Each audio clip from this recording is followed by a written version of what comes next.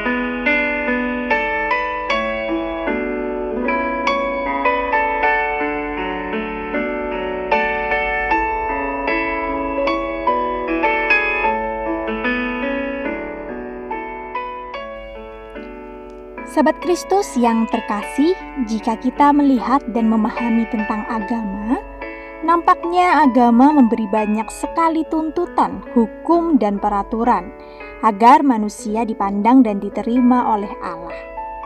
Seolah dengan semakin banyak dan rumitnya tuntutan, maka semakin besar dan benarlah agama tersebut.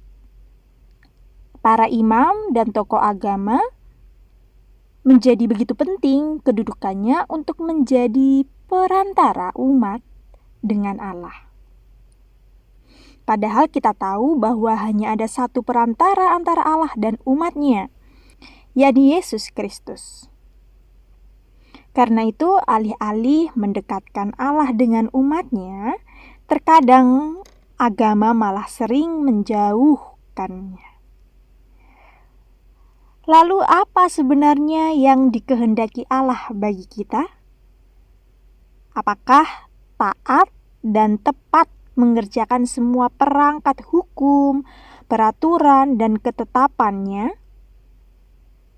Apakah kesalehan kita diukurkan pada kemampuan kita mentaati segala hukum-hukumnya dengan tak bercacat celah? Bukan. Mari kita melihat bacaan kita di awal renungan hari ini. Kisah seorang anak bungsu yang pergi menghabiskan harta warisan dan kemudian melarat bukanlah kisah baru bagi kita. Kita mengetahui betapa kemudian penderitaan dirasakan sang anak bungsu yang kemudian membuat ia kembali kepada bapaknya. Apakah dia dengan rasa santai bisa pulang? Tentu saya membayangkan tidak demikian. Pasti ada ketakutan, ada kekhawatiran, tetapi karena ia mengenal bapaknya, ia kembali pulang. Dan benar ketika sang anak bungsu pulang, Sang bapa dengan melebarkan tangannya menerima sang anak yang hilang kembali. Ia bersuka cita karena anaknya yang hilang kini didapatinya kembali. Sahabat-sahabat Kristus, dari sini kita dapat melihat dan merenungkan bahwa yang menjadi kerinduan sang bapa hanyalah satu, yakni pulang. Itulah yang digambarkan oleh Tuhan Yesus sebagai kerinduan Allah atas kita semua. Allah digambarkan sebagai bapa yang merindukan anaknya pulang. Entah seberapa kejam Anda dan saya menyakiti hatinya, entah seberapa keras Anda dan saya berusaha menolaknya, entah seberapa jauh Anda dan saya meninggalkannya, entah seberapa dalam Anda dan saya tenggelam dalam dosa, Ia tetap berkata, "Pulanglah." Itulah kekuatan kasih Bapa. Sahabat Kristus, kita tidak pernah pergi terlalu jauh atau terlalu parah untuk kembali pada kasih Bapa. Jangan menjadi rapuh.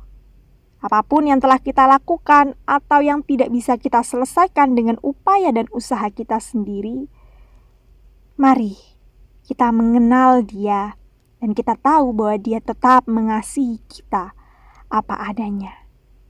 Dia tetap menunggu anak-anaknya pulang ke rumah. J.I. Parker berkata, ada suatu perasaan lega yang luar biasa ketika mengetahui kasih Allah kepada saya didasarkan pada pengetahuannya atas sisi terburuk saya. Dengan demikian dengan kita. Janganlah kita terpuruk dengan sisi buruk kita. Marilah kita yang letih lesu, kita pulang. Sebab Bapamu selalu menantimu di rumah. Amin.